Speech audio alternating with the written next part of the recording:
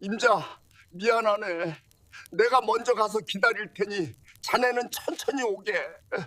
내 다 준비해놓고 기다리겠네. 모두가 잠든 깊은 밤입니다. 세상 만물이 숨을 죽인 시각, 휘영청 밝은 달빛만이 시골 기와집의 낡은 마루를 비추고 있습니다. 그 고요한 정적 속에 92의 김판석 할아버지가 잠도 못 이루시고 홀로 마당에 나와 앉아 계시네요. 찬바람이 옷깃을 파고들지만 할아버지는 추위도 잊으신 듯합니다. 할아버지는 지금 떨리는 손으로 무언가를 태우고 계십니다. 타닥타닥 붉은 불꽃이 종이를 삼키며 타오릅니다. 그 불꽃 위로 할아버지의 깊게 패인 주름을 타고 굵은 눈물방울이 뚝 하고 떨어집니다. 평생을 강인한 가장으로 살아오신 할아버지의 눈물이라 더욱 가슴이 아립니다. 임자, 미안하네. 내가 먼저 가서 기다릴 테니 자네는 천천히 오게. 춥지 않게, 배고프지 않게. 내 다 준비해 놓고 기다리겠네. 평생을 해로한 아내 몰래 할아버지는 왜 이 늦은 밤에 홀로 이별을 준비하고 계신 걸까요? 할아버지에게 남은 시간이 얼마 남지 않은 것일까요? 이야기 시작 전 구독과 좋아요 한번 꼭 눌러주세요. 가슴 시린 노부부의 마지막 겨울 이야기가 지금 시작됩니다. 유난히 안개가 자욱하게 낀 이른 아침입니다. 마을 어귀를 빠져나가는 낡은 시골 버스에 김판석 할아버지가 힘없이 몸을 씻습니다. 평소 같으면 5일장이 서는 날이라 장 구경 갈 생각에 어깨춤이라도 추셨을 텐데 오늘 할아버지의 표정은 마치 도살장에 끌려가는 소처럼 침통하기 그지없습니다. 버스가 덜컹거릴 때마다 할아버지의 앙상한 몸도 힘없이 흔들립니다. 차창 밖으로 스쳐 지나가는 겨울 들판은 황량하기 짝이 없고 할아버지의 마음속에도 찬바람이 쌩쌩 불어닥칩니다. 할아버지는 주머니 속에 꼬깃꼬깃 접어둔 진료비 영수증을 만지작거리며 깊은 한숨을 내쉬십니다. 오늘 아침 읍내 병원에서 들었던 의사 선생님의 목소리가 귓가에서 떠나질 않고 계속 맴돌기 때문이죠. 하얀 가운을 입은 의사 선생님은 돋보기 안경을 고쳤으며 차트를 한참이나 들여다보았습니다. 그 침묵의 시간이 할아버지에게는 억겁의 시간처럼 느껴졌습니다. 이윽고 의사 선생님이 고개를 들어 할아버지를 바라보며 내뱉은 말은 청천벽력과도 같았습니다. 어르신, 상태가 많이 안 좋으십니다. 마음의 준비를 하시는 게 좋겠습니다. 가족들에게도 미리 알리시고요. 그 말을 듣는 순간 할아버지는 눈앞이 캄캄해지고 심장이 쿵하고 바닥으로 떨어지는 것만 같았습니다. 아픈 곳이라고는 비 오면 쑤시는 무릎과 가끔 소화가 안 돼서 더부룩한 배뿐이었는데 죽을 병이라니요. 이제 살 날이 얼마 남지 않았다니요.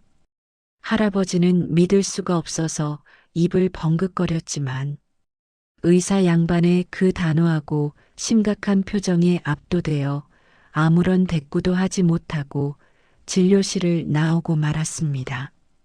병원 문을 나서는데 다리에 힘이 풀려 그 자리에 주저앉을 뻔했습니다. 덜컹거리는 버스 안에서 할아버지는 거칠고 투박한 자신의 손등을 내려다봅니다. 92살. 그래, 살 만큼 살았다고 남들은 말할지 모릅니다. 하지만 막상 죽음이 코앞에 닥쳤다고 생각하니 지나온 세월이 주마등처럼 스쳐 지나가며 겁이 덜컥 납니다. 하지만 할아버지가 진짜 무서운 건 죽음 그 자체가 아니었습니다. 바로 이 세상에 홀로 남겨질 아내 수님 할머니 때문이었죠. 18 꽃다운 나이에 시집와서 고생만 시킨 아내입니다. 평생 내 손으로 밥 벌어먹여 살렸는데 나 없으면 저 여린 사람이 저 물가에 내놓은 어린애 같은 사람이 험한 세상을 어떻게 살아갈까 걱정이 태산입니다. 전기세는 낼 줄이나 알까 보일러 기름 떨어지면 주문은 할 수 있을까? 온갖 걱정이 꼬리에 꼬리를 물고 이어집니다.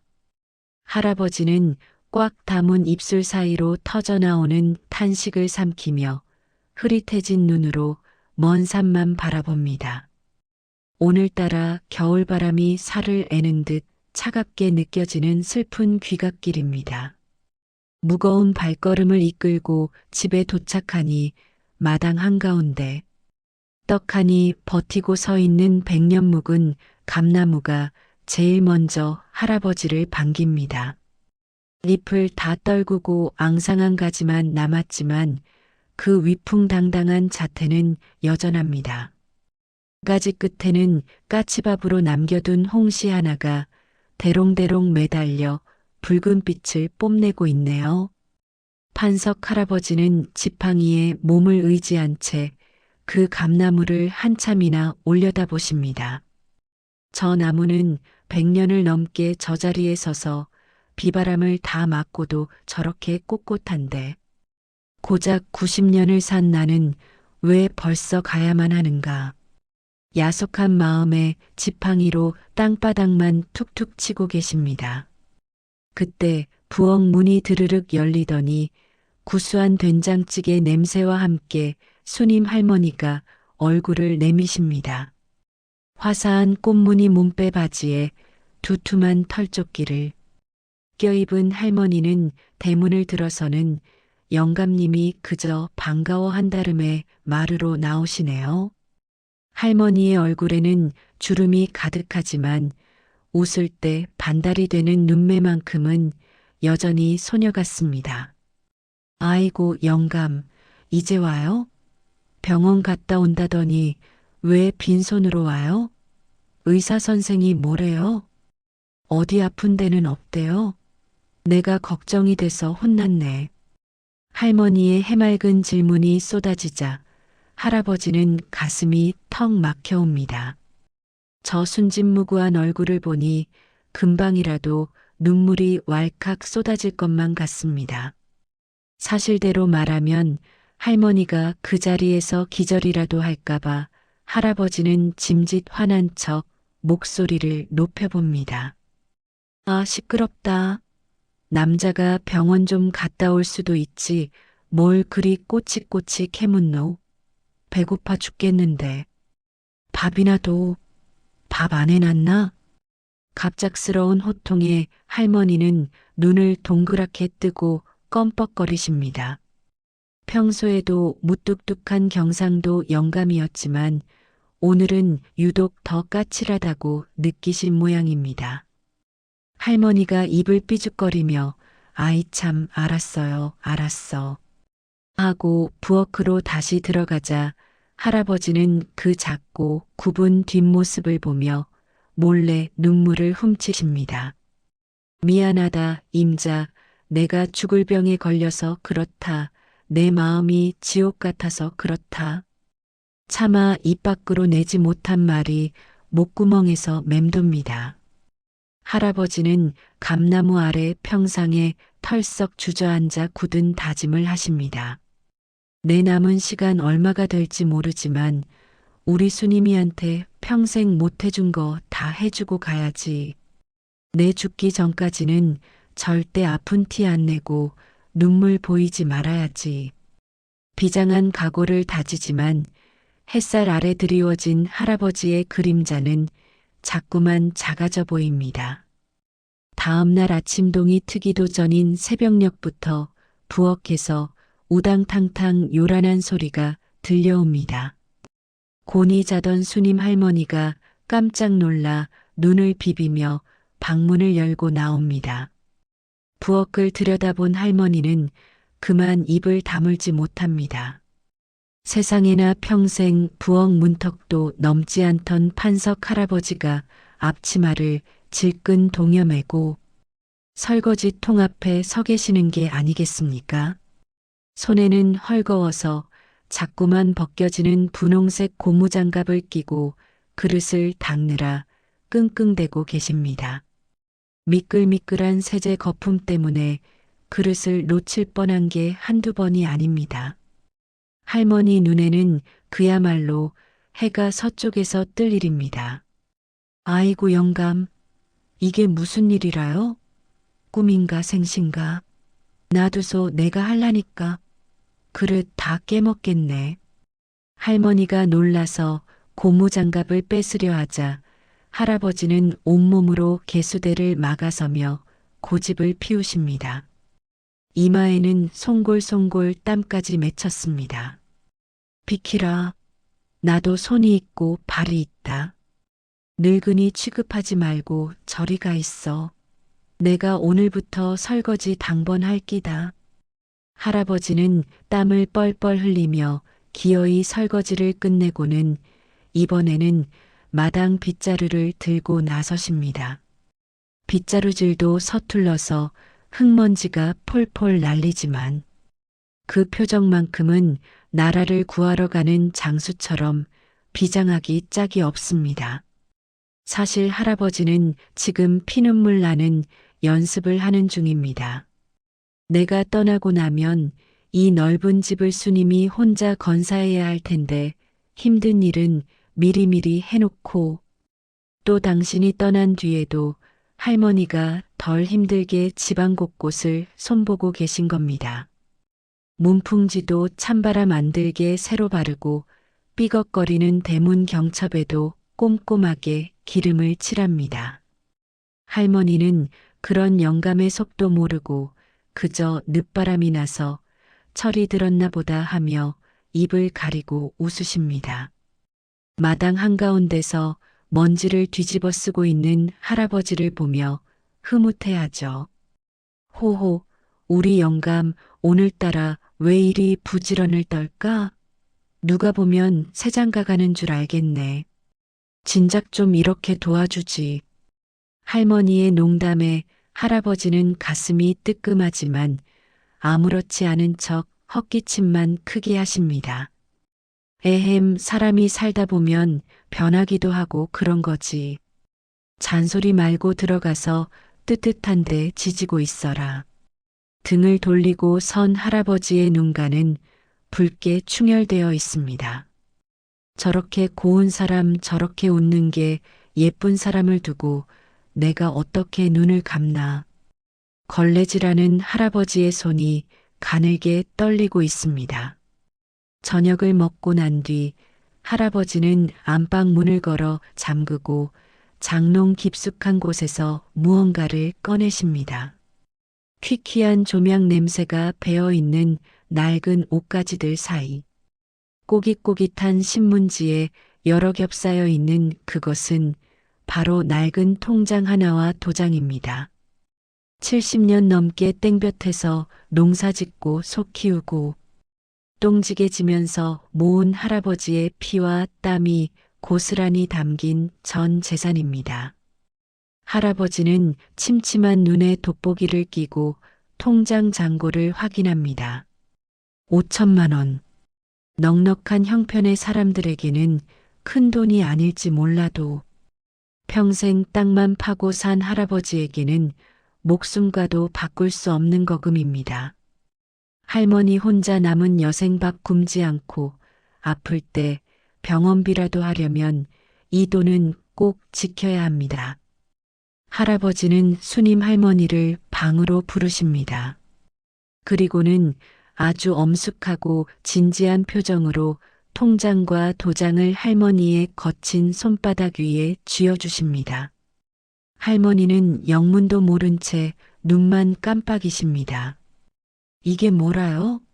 나 맛있는 거 사 먹으라고 주는 용돈인가? 웬 통장을 다 줘요? 할머니가 아이처럼 좋아하며 통장을 펼쳐보려 하자 할아버지는 할머니의 손을 두 손으로 꼭 감싸 쥐고 신신당부를 하십니다. 목소리가 가늘게 떨립니다. 임자, 내 말 잘 들어라. 농담 아니다. 이건 그냥 돈이 아니다. 내 뼈고 살이고 목숨 같은 거다. 여기 종이에 비밀번호 크게 적어놨으니까 절대 잊어버리지 마라. 그리고 누가 돈 빌려달라고 해도 절대 주면 안 된다. 자식놈들이 힘들다고 손 벌려도 절대 주지 마라. 내가 가지고 있다가 배고프면 맛난 거 사 먹고 아프면 병원 가고 그래라. 알겠나? 할아버지의 눈빛이 어찌나 간절하고 비장한지. 웃고 있던 할머니도 그제야 사태의 심각성을 느끼고 웃음기를 거둡니다. 영감, 왜 그래요? 무슨 일 있어요? 꼭 어디 멀리 떠나는 사람처럼. 아니, 그냥 사람이 살다 보면 무슨 일이 생길지 모르니까 미리미리 챙겨두는 거다.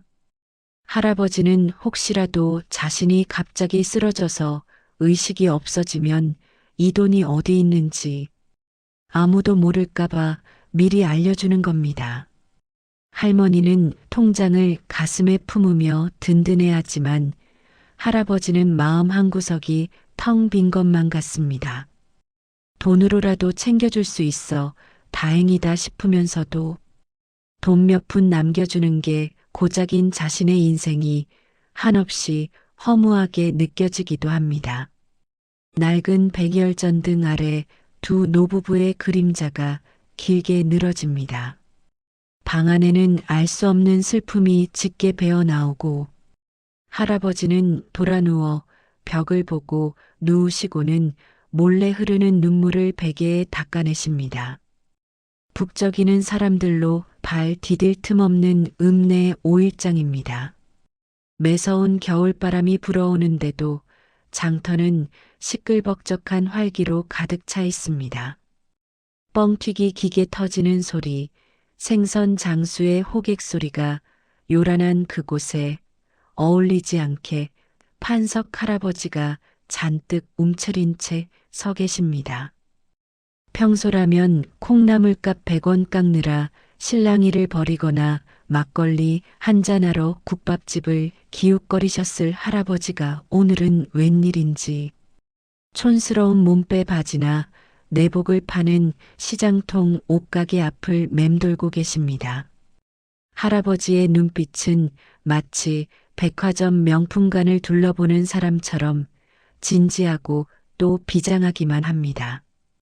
가게 주인 아주머니가 어르신 할머니 따뜻한 내복 하나 장만하시게요?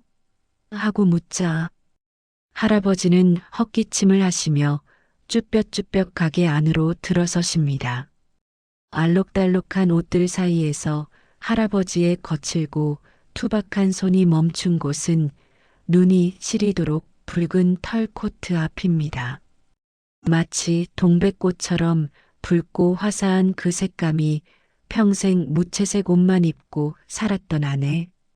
수님 씨에게 마지막으로 가장 고운 꽃물을 들여줄 수 있을 것만 같습니다. 주인 아주머니는 눈치 빠르게 어르신 안목이 대단하시네. 이거 서울에서 내려온 건데 진짜 따뜻해요. 특별히 싸게 해서 20만 원만 받을게요. 하며 너스레를 떱니다. 20만 원. 평소에 판석 할아버지라면 무슨 옷조가리가 소 한 마리 값이냐. 날강도가 따로 없네. 하며 호통을 치고 뒤도 안 돌아보고 나가셨을 큰돈입니다. 할아버지는 잠시 주저하십니다.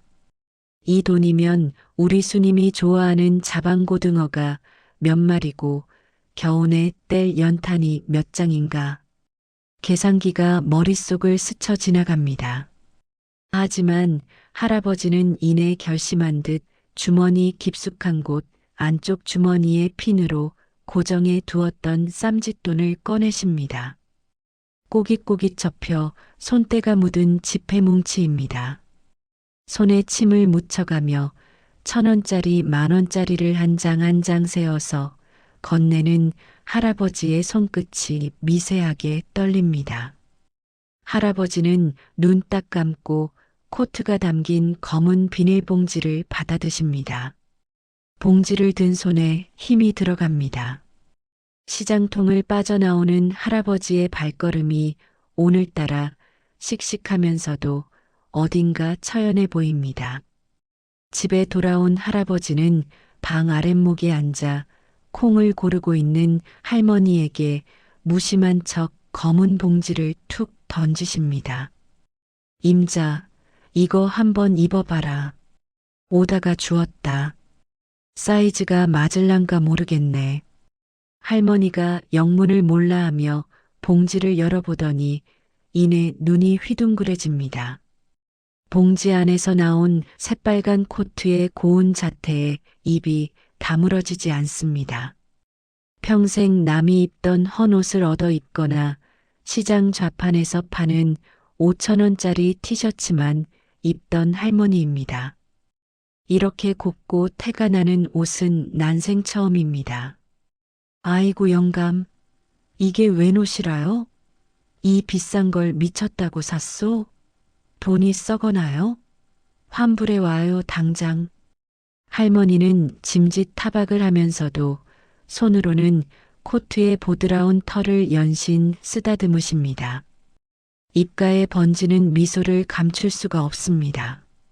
싫지 않은 아니 너무나 행복해하는 기색이 역력합니다. 할아버지는 잔소리 말고 입어나 봐라 하며 직접 할머니를 일으켜 세워 코트를 입혀주십니다. 단추를 하나하나 잠가주는 할아버지의 손길이 마치 깨지기 쉬운 도자기를 다루듯 혹은 갓난아이를 다루듯 조심스럽습니다. 붉은 코트를 입은 할머니는 마치 70년 전 시집 오던 날의 새색시처럼 곱습니다. 할아버지는 그 모습을 한참이나 멍하니 바라보다가 가슴 밑바닥에서 올라오는 뜨거운 것을 억누르며 툭 하고 진심을 내뱉으십니다. 우리 임자, 꽃보다 곱네. 진작에 하나 사입힐 걸 내가 너무 늦었다. 미안하다. 할머니는 문갑 위에 있는 거울 앞을 떠나지 못하고 요리조리 비춰보며 아이처럼 좋아하십니다. 영감, 나 진짜 예뻐요? 내일 경로당 갈 때 입고 가서 동네방네 자랑해야겠네. 하며 덩실덩실 춤이라도 출 기세입니다. 그 해맑은 모습을 보는 할아버지의 가슴 한구석이 송곳으로 찌르는 듯 아려옵니다. 저렇게 좋아하는 걸 고작 옷 한 벌이면 저렇게 세상 다 가진 듯 웃는 걸 왜 평생 못 해주고 살았나? 후회의 눈물이 차오르지만 할아버지는 억지로 입꼬리를 올려 웃음을 지어 보이십니다. 당신이 떠난 후 세상에 홀로 남을 아내가 추운 겨울을 맞이하더라도 이 붉은 코트가 당신의 품처럼 할머니를 따뜻하게 감싸주기를 간절히 바라면서 말이죠. 주말 오후 적막하던 시골집 마당이 모처럼 자동차 소리와 사람 소리로 시끌벅적해집니다. 도시에 사는 큰아들 내외와 딸 내외가 오랜만에 본가에 내려왔기 때문입니다. 마당에 들어서는 자식들의 손에는 선물 꾸러미가 들려 있고 할머니는 버선발로 뛰어나가 아이고 내 새끼들 왔나? 하며 반가워 어쩔 줄을 모릅니다. 평소 같으면 자식들 온다고 씨암탉이라도 잡고 며느리들 쉴 틈도 없이 부산을 떨었을 판석 할아버지지만 오늘은 분위기가 사뭇 다릅니다. 할아버지는 자식들이 짐을 채 풀기도 전에 다들 안방으로 들어오라며 호랑이 같은 목소리로 호출하십니다. 영문도 모른 채 쪼르르 안방에 앉은 자식들을 앞에 두고 할아버지는 헛기침을 하시며 아주 근엄하고 무거운 표정을 지으십니다. 마치 조선시대 훈장님이라도 된 듯 방 안에는 숨막히는 침묵이 흐릅니다. 다들 잘 듣거라. 너희들 도시에 나가서 사느라 바쁜 거 내가 안다. 그래도 이 애비가 오늘 꼭 하고 싶은 말이 있어서 불렀다. 큰아들이 눈치를 살피며 아버지, 갑자기 왜 그러세요? 어디 편찮으세요? 무슨 일 있으신 거죠? 하며 걱정스러운 눈빛을 보내지만 할아버지는 단호하게 손을 저어 말을 막으십니다. 할아버지는 옆에 앉아 있는 수님 할머니의 손을 슬그머니 잡으십니다. 할머니는 자식들 얼굴 보는 게 그저 좋아서 싱글벙글 웃고만 계시는데 할아버지의 눈빛은 비장하기 이를 데 없습니다. 할아버지는 자식들의 얼굴을 하나하나 뜯어보며 마음속에 담아두었던 말을 꺼냅니다. 너희 어미 고생 많이 했다. 나 같은 무뚝뚝한 놈 만나서 평생 호강 한번 못하고 등골 빠지게 일만 했다. 너희들 대학 보내고 뒷바라지 하느라 뼈가 삭고 손발이 다 망가졌다. 내가 없더라도 너희가 어미한테 잘해야 한다. 춥지 않게 외롭지 않게 너희가 지켜드려야 한다. 전화도 자주 하고 아픈 데 없는지 살피고 맛있는 것도 사드리고 그래라. 만약에 너희 어미 눈에서 눈물 나게 하면 내가 저승에서라도 가만 안 둘 거다. 천벌 받을 줄 알아라. 알겠나? 갑작스러운 할아버지의 호통 섞인 당부에 자식들은 어리둥절해하며 서로의 얼굴만 쳐다봅니다. 평소에는 지들 살기도 바쁜데 오라가라 하지 마라. 소식 없으면 잘 사는 거다 하시던 분이 갑자기 유언 같은 말씀을 하시니 당황스러울 수밖에요. 며느리는 아버님, 왜 그러세요? 진짜 무슨 일 있으신 거죠? 저희가 뭐 잘못한 거라도 있나요? 하며 울상을 짓습니다. 하지만 할아버지는 끝내 병원에서 들은 이야기를 털어놓지 않으십니다. 그저 당신이 떠나고 나면 덩그러니 남겨질 늙은 아내가 혹여라도 자식들에게 짐짝 취급을 받거나 소외당할까봐 미리 대못을 박듯 쐐기를 박아두시는 겁니다. 내 여자는 내가 지킨다는 가장의 마지막 자존심이자 사랑의 표현인 셈이죠. 됐다. 다들 나가서 밥이나 먹어라. 나는 생각 없다. 속이 시끄러워서 밥이 안 넘어간다. 할아버지는 자식들을 내보내고 방에 홀로 남으십니다. 마루에서 들려오는 달그락거리는 그릇 소리, 자식들의 웃음소리, 그리고 며느리에게 아범살이 좀 빠진 것 같다. 밥 많이 줘라 하며 살뜰히 챙기는 할머니의 목소리가 방문 너머로 들려옵니다. 할아버지는 벽에 걸린 낡은 달력을 물끄러미 바라봅니다. 내년 달력, 후년 달력. 나는 볼 수 없는 시간들입니다. 가족들이 이렇게 다 같이 모여서 웃고 떠드는 날이 또 올 수 있을까?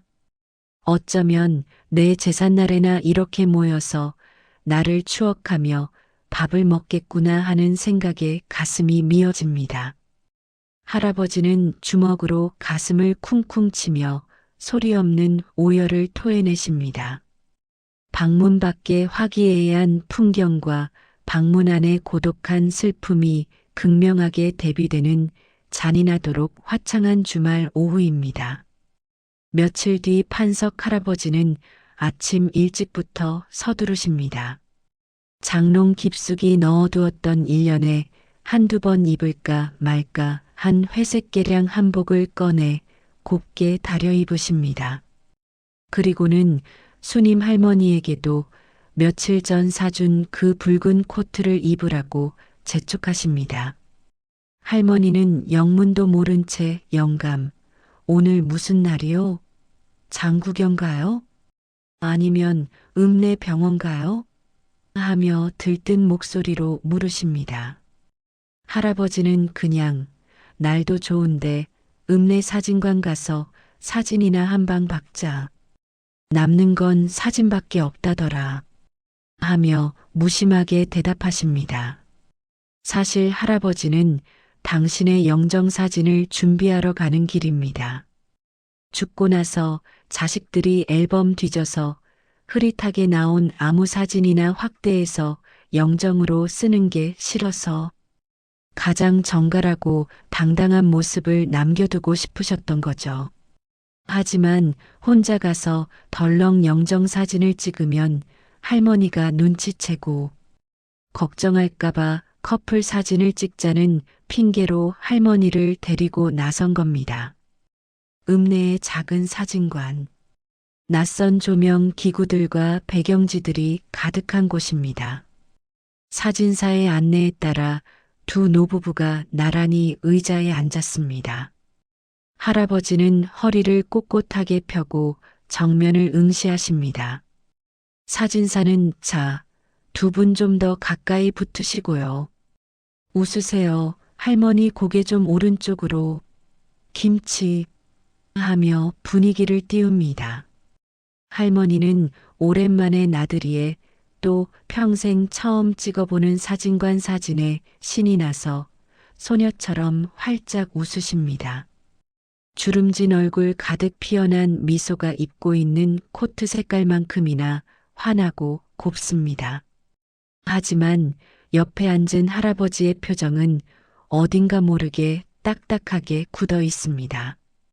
억지로 입꼬리를 올려 미소를 지어보지만 눈빛만은 깊은 슬픔과 회한을 담고 있습니다.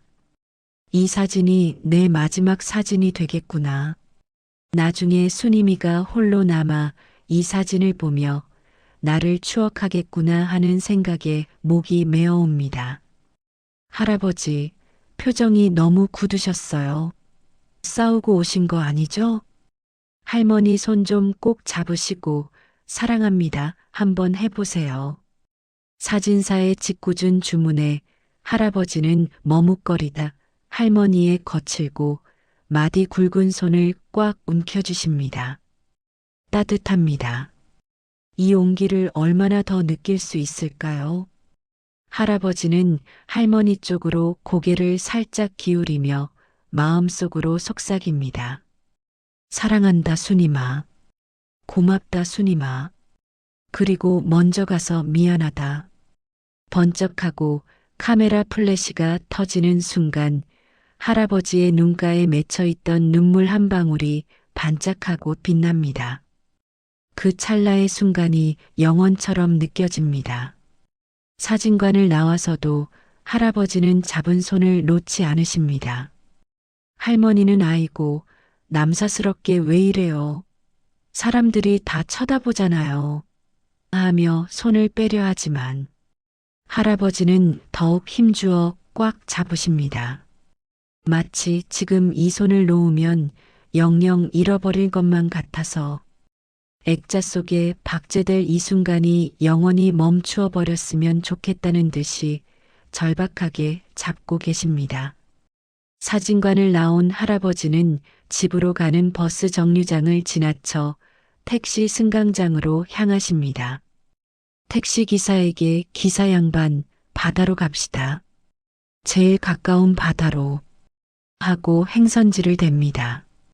할머니가 깜짝 놀라하니 이 영감이 노망이 났나? 돈 아깝게 택시는 무슨 택시요? 그리고 이 추운 날 바다는 왜 가요? 미쳤어요? 하며 할아버지의 등짝을 찰싹 때리지만 할아버지는 요지부동입니다. 택시가 달리는 동안 할아버지는 창밖으로 스쳐 지나가는 풍경을 하나도 놓치지 않으려는 듯 눈에 담습니다.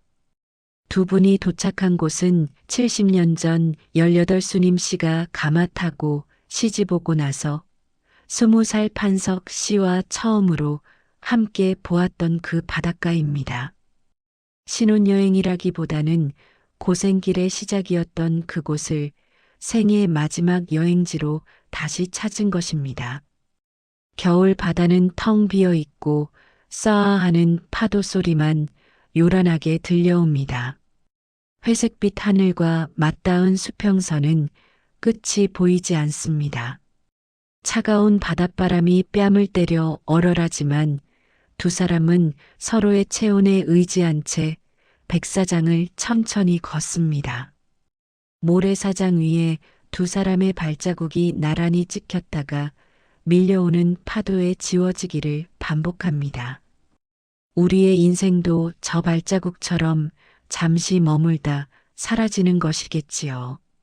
할아버지는 먼 바다를 바라보며 지난 70년 세월을 회상합니다. 배고팠던 보릿고개 시절 자식들 키우느라 허리 펴질 날 없었던 시절, 빚쟁이한테 쫓겨 야반도주했던 기억들. 그래도 당신이 곁에 있어 견딜 수 있었던 그 모든 순간들이 파도처럼 밀려옵니다. 임자, 기억나나? 우리 처음에 여기 왔을 때 자네가 배 멀미하느라 얼굴이 노랗게 떠서 다 죽어가던 거. 아이고, 그걸 아직도 기억해요? 그때 영감이 등 두드려주면서 뭐라 했소? 나만 믿고 따라오면 쌀밥에 고깃국 먹여준다. 손에 물 한 방울 안 묻히게 해준다. 큰 소리 뻥뻥 쳤잖아요. 쌀밥은커녕 꽁보리밥만 먹고 살았구만. 할머니의 타박에 할아버지는 씁쓸하게 웃으십니다. 미안하네. 내가 못나서 약속을 못 지켰어. 고생만 진탕시키고. 진심 어린 사과에 할머니는 잠시 말을 잇지 못하다가 이내 할아버지의 팔짱을 낍니다. 그래도 영감 만나서 토끼 같은 자식들 잘 키우고 이렇게 바다 구경도 하고 나는 행복했어요. 다시 태어나도 영감 만날 거요. 그 한마디가 할아버지의 가슴을 쿵 하고 울립니다. 눈시울이 뜨거워집니다. 할아버지는 걸음을 멈추고 할머니를 마주보고 섭니다. 바람에 날리는 할머니의 헝클어진 흰머리를 다정하게 넘겨주며 떨리는 목소리로 묻습니다. 임자, 진짜 다음 생에도 나랑 만나줄 건가? 그때는 내가 진짜 호강시켜줄게. 진짜로 손에 물 한 방울 안 묻히게 공주처럼 살게 해줄게. 할머니는 쑥스러운 듯 고개를 돌리며 웃으십니다. 아이고, 됐소.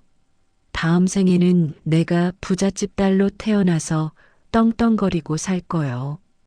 영감은 내 머슴이나 하소. 농담처럼 던진 말이지만 그 속에는 다음 생에도 어떻게든 함께하고 싶은 깊은 애틋함이 묻어납니다. 할아버지는 할머니를 와락 끌어안습니다. 파도 소리가 두 사람의 흐느낌을 덮어주는 겨울 바다의 저녁. 노을이 붉게 물들어가는 수평선 너머로 할아버지의 마지막 기도가 간절하게 퍼져나갑니다. 하느님 부디 이 사람만은 아프지 않게 해주소서. 부디 나 없는 세상에서도 웃을 수 있게 해주소서. 그리고 다음 생이 있다면 그때는 정말 이 사람 행복하게만 해주는 남편이 되게 해주소서. 두 노인의 그림자가 하나가 되어 길게 드리워집니다. 모두가 잠든 깊은 밤입니다. 창호지 문 밖에서는 매서운 겨울바람이 문풍지를 흔들며 우웅 소리를 내고 방 안에는 벽에 걸린 낡은 쾌종식의 추 돌아가는 소리만 똑딱똑딱 규칙적으로 울려 퍼집니다. 평소라면 머리를 베개에 대자마자 드르렁드르렁 코를 골며 세상 모르고 주무셨을 판석. 할아버지가 오늘따라 며칠째 잠을 못 이루고 이리저리 뒤척이고 계십니다. 할머니 쪽으로 등만 보인 채 웅크리고 돌아누워 계시지만 덮고 있는 목화솜 이불 위로 미세하게 들썩이는 어깨가 할아버지가 깨어 있음을, 아니 무언가 참고 있음을 말해주고 있습니다. 옆자리에 누운 수님 할머니도 잠들지 못하고 어둠 속에서 눈만 깜빡이고 있습니다. 70년을 한 이불 덮고 산 부부입니다.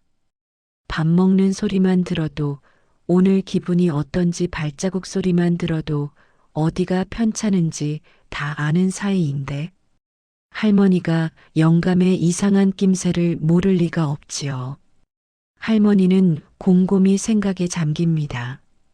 요 며칠 사이 영감의 행동은 도무지 이해할 수 없는 것 투성이었습니다. 평생 부엌 근처에는 얼씬도 안 하던 양반이 갑자기 고무장갑을 끼고 그릇을 닦질 않나? 20만 원이나 하는 거금을 들여 생전 안 사주던 비싼 코트를 사오질 않나? 그것도 모자라 이 엄동설안에 난데없이 바다를 보러 가자고 떼를 쓰기까지 했습니다. 젊었을 때도 안 하던 짓을 나이 90이 넘어 하니 할머니는 덜컥 겁이 나기 시작합니다. 혹시 영감이 어디 큰 빚이라도 진 걸까? 아니면 혹시 치매가 시작된 건 아닐까? 오만 가지 불길한 생각이 꼬리에 꼬리를 물고 이어집니다. 할머니는 조심스럽게 몸을 일으켜 할아버지의 등 뒤로 다가가 살며시 손을 얹습니다. 낡은 내복 위로 만져지는 할아버지의 등뼈가 오늘따라 유난히 앙상하고 작게 느껴집니다. 영감, 앉아요? 자는 척 말고 내 말 좀 들어봐요. 무슨 걱정 있어요? 할아버지는 할머니의 손길에 화들짝 놀라며 이불을 머리 끝까지 뒤집어 쓰십니다. 잔다. 귀찮게 하지 말고 저리 가라. 잠 온다. 목소리는 짐짓 퉁명스럽게 내뱉지만 물기에 젖어 꽉 잠겨 있는 것이 영락없이 울던 사람 목소리입니다. 할머니는 확신합니다. 영감에게 감당하기 힘든 무슨 일이 생겼구나. 할머니는 더 이상 두고 볼 수 없어 단호하게 마음을 먹습니다. 자리에서 일어나 앉아 이불 속에 숨은 할아버지를 향해 나직하게 하지만 떨리는 목소리로 말을 건넵니다. 나봐요. 나보고 평소에 곰 같다고 눈치가 없다고 구박해도 나 영감. 뱃속에 회충이 몇 마리 들었는지도 훤히 아는 사람이에요. 우리 70년 살았어요. 강산이 7번 변하도록 같이 살았는데 내가 영감 속 하나 모를까 봐요? 요즘 왜 그래요? 밤마다 몰래 나가서 울고 갑자기 안 하던 짓 하고 나 불안해서 잠을 한숨도 못 자겠어요. 우리 사이에 비밀이 어디 있어요? 훌훌 털어놔 봐요. 빚보증을 섰어도 괜찮고 사고를 쳤어도 괜찮으니 제발 말만 해요. 네. 할머니의 간절한 호소에도 할아버지는 이불 속에서 숨죽여 흐느끼기만 할 뿐 대답이 없습니다. 차마 말할 수가 없습니다. 내가 곧 죽는다니 당신 두고 먼저 저승으로 간다니 그 잔인한 말을 어떻게 입 밖으로 내겠습니까? 할아버지가 아무 대꾸 없이 어깨만 들썩이자 할머니의 가슴은 새까맣게 타들어갑니다. 방 안의 공기가 납덩이처럼 무겁게 내려앉아 숨조차 쉬기 어렵습니다. 할머니는 할아버지의 등을 끊임없이 쓰다듬으며 하염없이 기다립니다. 영감이 입을 열 때까지 이 긴 밤을 뜬 눈으로 지새울 작정입니다. 두 노부부 사이엔 말하지 못한 슬픔의 강이 깊고도 넓게 흐르고 있습니다. 결국 판석 할아버지가 이불을 걷어내고 힘겹게 몸을 일으키십니다. 방 안을 비추는 희미한 형광등 불빛 아래 드러난 할아버지의 얼굴은 며칠 새 반쪽이 되어 있습니다. 눈은 퉁퉁 부어 충혈되어 있고 입술은 바싹 말라 있습니다. 할아버지는 한참이나 거친 손바닥으로 마른 세수를 하다가 떨리는 손을 뻗어 할머니의 두 손을 꼭 잡습니다. 마치 이 손을 놓으면 당장이라도 천길 낭떠러지로 떨어질 것 같은 사람처럼 아주 절박하고 간절하게 잡으십니다. 할머니는 영감의 그런 모습에 가슴이 철렁 내려앉습니다. 입술이 파르르 떨려옵니다. 임자, 놀라지 말고 들어라. 마음 단단히 먹고 들어라. 할아버지는 침을 꼴깍 삼키고 천근만근 무거운 입을 떼십니다. 목소리가 갈라져 나옵니다. 나 곧 죽는단다. 며칠 전에 읍내 병원 갔을 때 의사 선생이 그러더라. 마음에 준비하라고. 살 날이 얼마 안 남았다고. 길어야 며칠이라고 하더라. 순간 방 안에는 숨소리조차 들리지 않는 정적만이 감돕니다. 할머니는 방금 들은 말이 도대체 무슨 뜻인지 이해가 안 된다는 듯 눈만 껌뻑거립니다. 죽는다니? 누가? 우리 영감이? 어제까지만 해도 밥 2그릇 뚝딱 비우고 나한테 잔소리하던 사람이 죽는다니? 할머니는 믿을 수가 없어 고개를 세차게 젓습니다. 그게 무슨 귀신 신나락 까먹는 소리요? 영감이 왜 죽어요? 어디가 아픈데요? 멀쩡하잖아요. 거짓말이지? 나 놀려 먹으려고 그러는 거지? 늦바람 나서 장난치는 거지? 할머니는 할아버지의 멱살을 잡고 흔들며 울부짖습니다. 제발 농담이라고 말해달라고 뻥이라고 말해달라고 애원합니다. 하지만 할아버지는 아무 변명도 하지 못하고 고개를 푹 숙인 채 굵은 눈물방울만 뚝뚝 바닥으로 떨구십니다. 그 침묵이 곧 긍정이라는 걸 알기에 할머니는 그 자리에 힘없이 주저앉고 맙니다. 억장이 무너진다는 게 이런 걸까요? 하늘이 무너지고 땅이 꺼지는 것 같은 절망감이 쓰나미처럼 할머니를 덮칩니다. 아이고, 아이고, 하느님도 무심하시지. 나 두고 어딜 가요? 나 혼자 이 험한 세상 어떻게 살라고. 안 돼요. 못 가요. 갈 거면 같이 가요. 나도 데리고 가요. 할머니는 방바닥을 주먹으로 치며 통곡하십니다. 가슴을 쥐어뜯으며 우는 할머니를 보며 할아버지도 참았던 울음을 터뜨립니다. 할아버지는 작고 여린 할머니를 와락 끌어안습니다. 두 노인은 서로를 부둥켜 안고 어린아이처럼 엉엉 소리 내어옵니다. 70년을 한 몸처럼 살아왔는데 이제 영영 헤어져야 한다니요. 죽음이라는 거대한 이별 앞에서 두 사람은 한없이 작고 나약한 존재일 뿐입니다. 할아버지는 할머니의 굽은 등을 토닥이며 끊임없이 속삭입니다. 미안하다 순임아. 고생만 시키고 호강 한번 못 시켜주고 내가 먼저 가서 미안하다. 눈물 젖은 목소리가 낡은 벽지에 스며듭니다. 평생을 가장이라는 이름으로 강한 척 참아왔던 눈물이 댐이 터지듯 쏟아져 나오는 밤. 두 노부부의 비통한 울음소리가 온 집안을 가득 채우고 마당의 감나무까지 흔듭니다. 눈물바다가 된 그날 밤 사건은 예고도 없이 터지고 맙니다. 한바탕 실컷 울고 지쳐서 멍하니 앉아있던 판석. 할아버지가 갑자기 으윽 하는 외마디 비명과 함께 배를 움켜쥐고 옆으로 쓰러지신 겁니다. 단순한 복통이 아닙니다. 할아버지는 식은땀을 비오듯 흘리며 방바닥을 대굴대굴 구르십니다. 뱃속의 창자가 끊어지는 것처럼 누군가 뱃속을 휘젓는 것처럼 쥐어짜듯 끔찍한 고통이 밀려옵니다. 눈앞이 하얘지고 숨도 제대로 쉴 수가 없습니다. 할아버지는 본능적으로 직감합니다. 아, 이제 진짜 가는구나. 저승사자가 나를 데리러 왔구나. 의사 선생 말이 맞았구나. 고통 속에서도 할머니 걱정이 앞섭니다.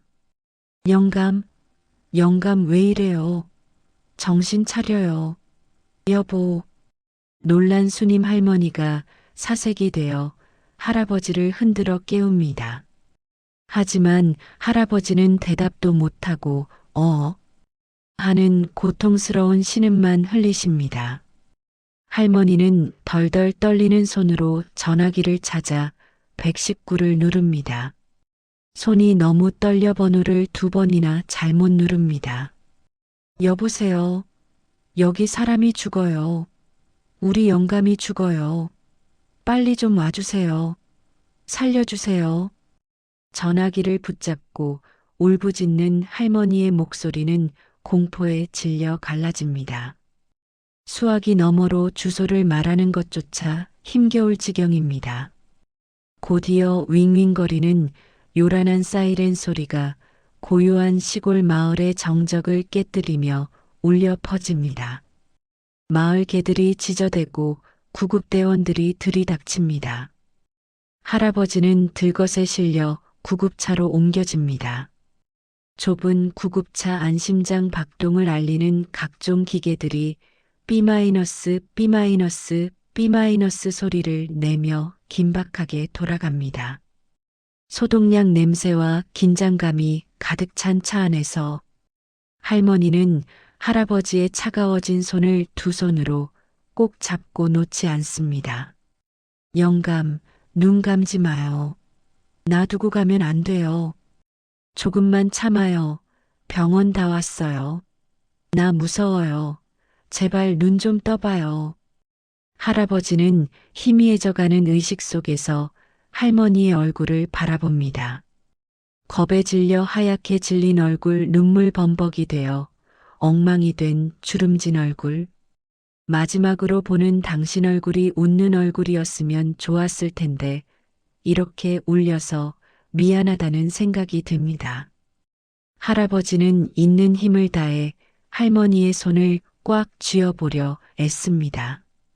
사랑한다. 말하고 싶지만 입이 떨어지지 않습니다.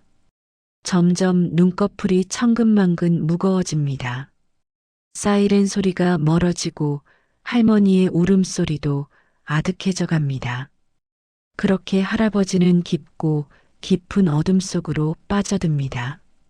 차가운 겨울바람이 구급차 창문을 세차게 두드리고 구급차는 어둠을 뚫고 병원을 향해 질주합니다. 하얀 형광등 불빛이 시리도록 밝은 차가운 병원 응급실입니다. 코를 찌르는 알코올 냄새, 여기저기서 들려오는 환자들의 고통스러운 신음소리, 의료진들의 다급한 외침과 발걸음 소리가 뒤섞여 정신이 하나도 없는 아비규환의 현장입니다. 응급실 복도 대기 의자에는 수님 할머니와 연락을 받고 한달음에 달려온 자식들이 초조하게 앉아 있습니다.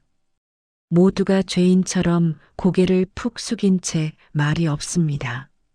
할머니는 붉은 코트를 입은 채 묵주를 돌리며 끊임없이 기도를 올립니다.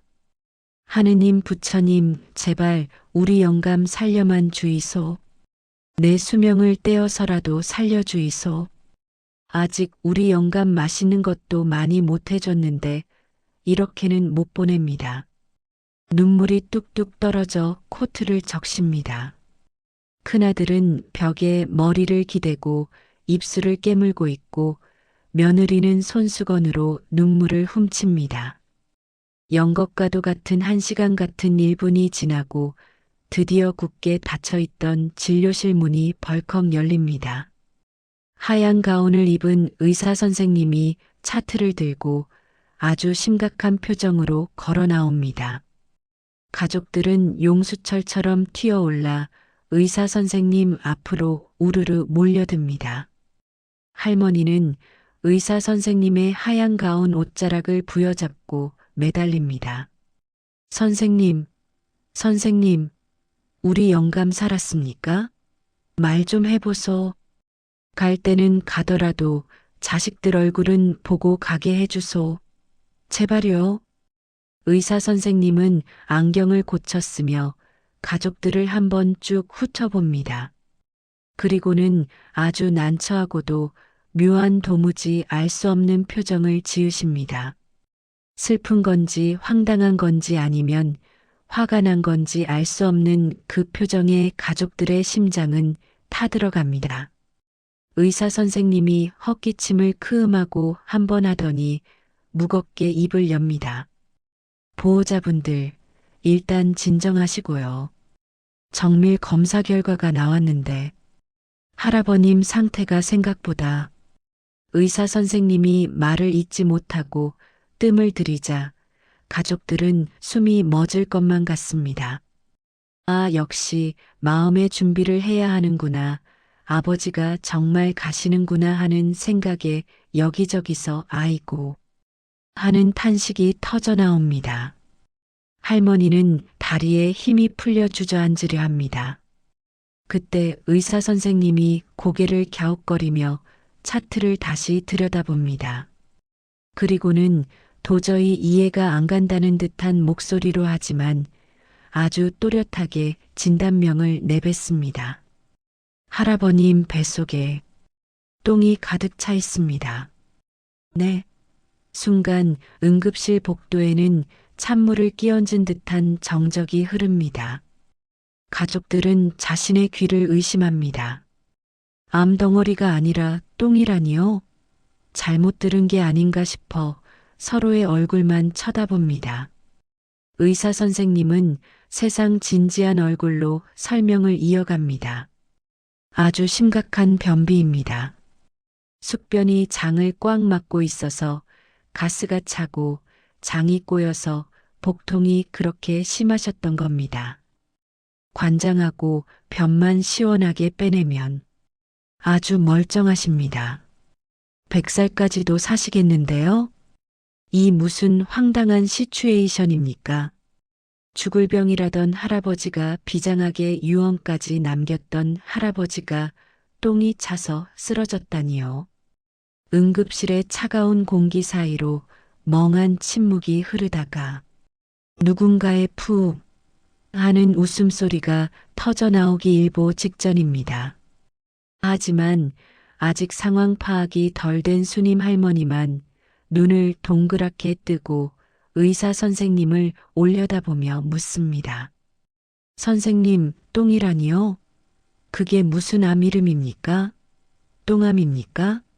그게 사람 죽는 병입니까?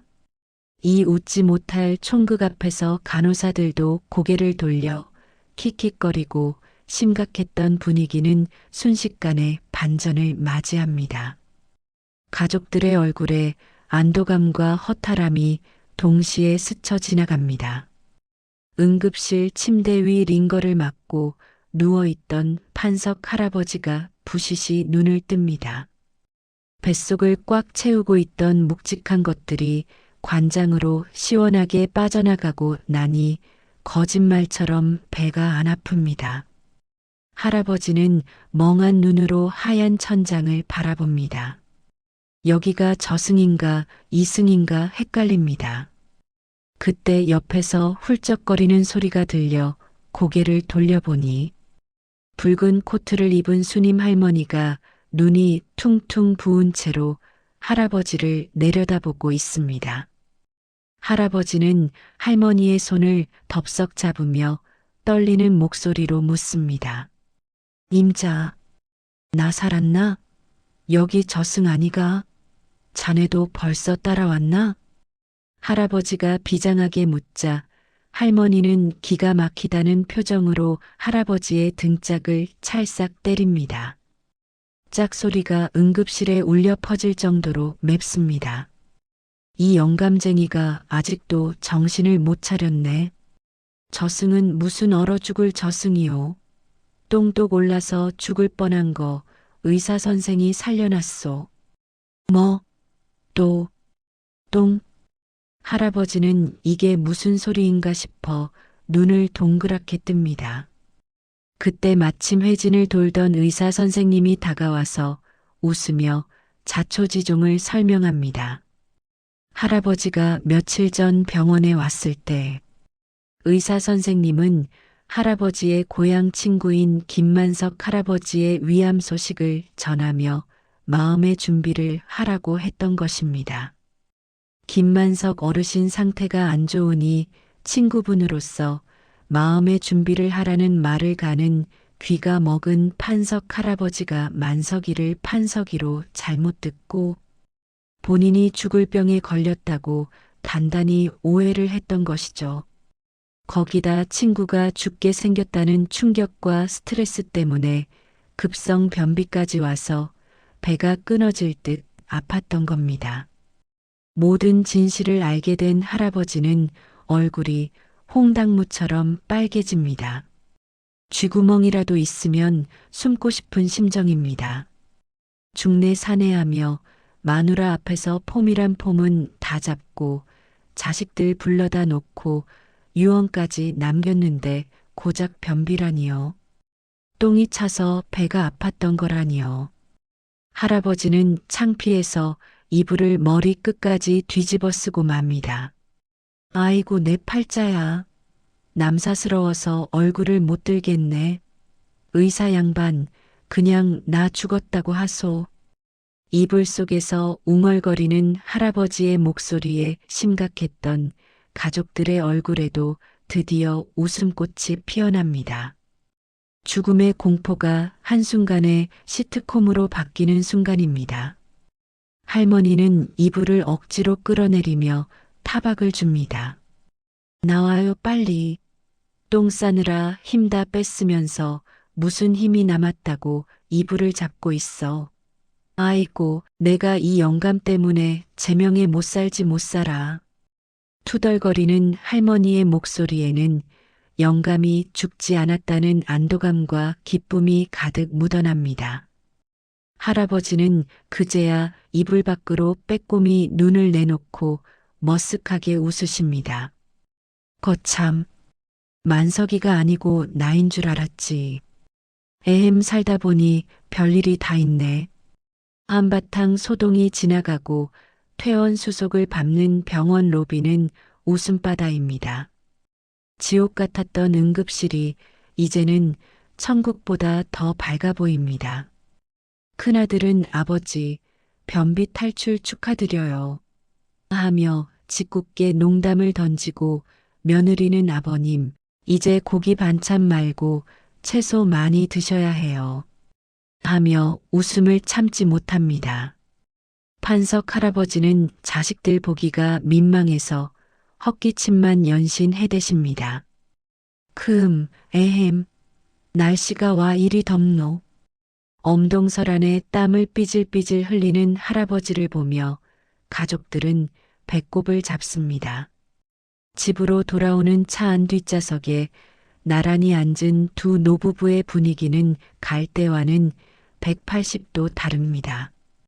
올 때는 구급차 안에서 눈물바다였지만 갈 때는 아들의 승용차 안에서 손을 꼭 잡고 있습니다. 할머니는 할아버지를 흘겨보며 짐짓 엄한 목소리로 야단을 칩니다.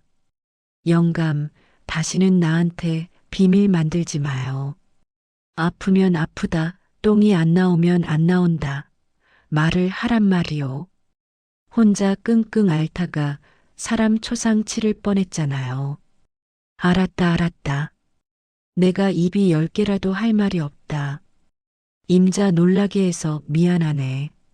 할아버지는 순한 양이 되어 고개를 끄덕이십니다. 그리고는 주머니에서 주섬주섬 사탕 하나를 꺼내 할머니 손에 쥐어주십니다. 병원 자판기에서 몰래 뽑은 박하사탕입니다. 이거 먹고 화 풀어라. 내 다시는 임자 눈에서 눈물 나게 안 할게. 할머니는 못 이기는 척 사탕을 까서 입에 넣으십니다. 달콤하고 시원한 박하향이 입안 가득 퍼지며 지난 며칠간의 마음고생을 씻어내 줍니다. 근데 영감, 아까 병원에서 똥 쌀 때 엄청 시원했죠? 할머니의 기습 질문에 할아버지는 얼굴이 또다시 벌개집니다. 아, 그 얘기 좀 그만해라. 자식들 다 듣는데 채통 없이. 앞좌석에서 운전하던 아들과 며느리가 참지 못하고 푸아 웃음을 터뜨립니다. 차 안은 행복한 웃음소리로 가득 찹니다. 창밖으로 지나가는 가로수들도 앙상한 가지를 흔들며 할아버지의 귀환을 축하해 주는 것만 같습니다.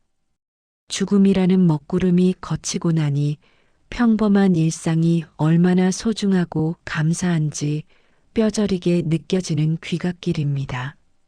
할아버지는 잡은 할머니의 손을 자신의 허벅지 위로 끌어당겨 토닥토닥 두드립니다. 살아있어서 당신 곁에 있을 수 있어서 참 다행이다 속으로 수천 번 되뇌면서 말이죠. 어느덧 매서웠던 겨울바람이 잦아들고 마당의 감나무 가지 끝에 연두색 새순이 돋아나는 봄이 왔습니다. 따스한 햇살이 내리쬐는 시골집 마당 널찍한 평상 위에 판석 할아버지와 수님 할머니가 나란히 앉아 계십니다. 할머니는 할아버지가 사준 그 붉은 코트를 봄이 왔는데도 벗을 줄을 모릅니다. 더울 법도 한데 영감이 처음으로 사준 비싼 옷이라며 동네방네 마실 다닐 때마다 교복처럼 입고 다니십니다. 할아버지는 그런 할머니를 보며 혀를 차면서도 입가에는 미소가 떠나질 않습니다. 두 분 앞에는 찐 고구마와 시원한 동치미 한 사발이 놓여 있습니다. 할아버지는 고구마 껍질을 정성스럽게 까서 할머니 입에 넣어 주십니다. 옛날 같으면 내 손 없나 하셨을 분이 이제는 영락없는 애처가가 되셨습니다. 임자 많이 먹어라. 똥 잘 나오려면 고구마가 최고란다. 아이고 또 똥 타령. 지겹지도 않소? 할머니가 타박을 주자 할아버지는 껄껄 웃으십니다. 그러고는 품에서 낡은 통장을 꺼내 보이십니다. 비장하게 유언과 함께 건넸던 그 통장입니다. 임자, 이 돈. 우리 장례비로 쓰려고 모은 건데 안 되겠다. 다 써버려야지. 다 써요? 어디다 쓰게요? 할아버지는 먼 산을 바라보며 호기롭게 외치십니다. 여행 가자. 제주도도 가고 저기 뭐냐 하와이인가 거기도 가고 맛있는 거 실컷 사 먹고 좋은 구경 다 하고 돈 다 쓰고 죽자. 자식들 줄 거 뭐 있나? 우리 둘이 다 쓰고 죽으면 그만이지. 할머니의 눈이 반달처럼 휘어집니다. 아이고, 우리 영감 오래 살다 보니 철들었네. 그래요, 갑시다. 내일 당장 갑시다. 두 사람은 어린아이처럼 신이 나서 여행 계획을 짭니다. 비행기는 타봤냐, 여권은 있냐, 투닥거리는 소리가 담장 밖으로 넘어갑니다. 할아버지는 할머니의 어깨를 감싸 안으며 나지막이 약속하십니다. 순임아, 우리 100살까지 살자. 아니, 120살까지 살자. 너랑 노는 게 제일 재밌는데 내가 억울해서 먼저 못 가겠다. 그래요, 영감. 벽에 똥 칠할 때까지. 아니지. 똥은 영감이 칠했지? 호호. 할머니의 짓궂은 농담에 할아버지는 아, 거참 하며 버럭하지만 두 사람의 얼굴은 봄꽃보다 더 환하게 피어납니다. 마당의 감나무 위로 파란 하늘이 펼쳐지고 두 노부부의 행복한 웃음소리가 봄바람을 타고 멀리 퍼져나갑니다. 죽음의 문턱까지 갔다가 돌아온 뒤라 지금 이 순간이 서로의 존재가 기적처럼 느껴집니다. 다시 찾은 봄, 두 사람의 인생에도 진짜 봄날이 시작되었습니다. 오늘 사연 어떠셨나요? 이야기를 끝까지 들은 분이 계시다면 잘 들었다고 댓글 하나만 남겨주세요. 시작하기 전에 구독과 좋아요 눌러주시면 새로운 사연이 도착하는 순간 가장 먼저 따뜻한 사연을 전해드릴게요. 또 어디에서 듣고 계신지 댓글로 남겨주시면 그곳까지 마음을 담아 행운과 행복과 기쁨으로 가득 찬 하루 되길 기원하겠습니다. 선생님의 댓글은 누군가에게는 정말 큰 위로가 됩니다. 감사합니다.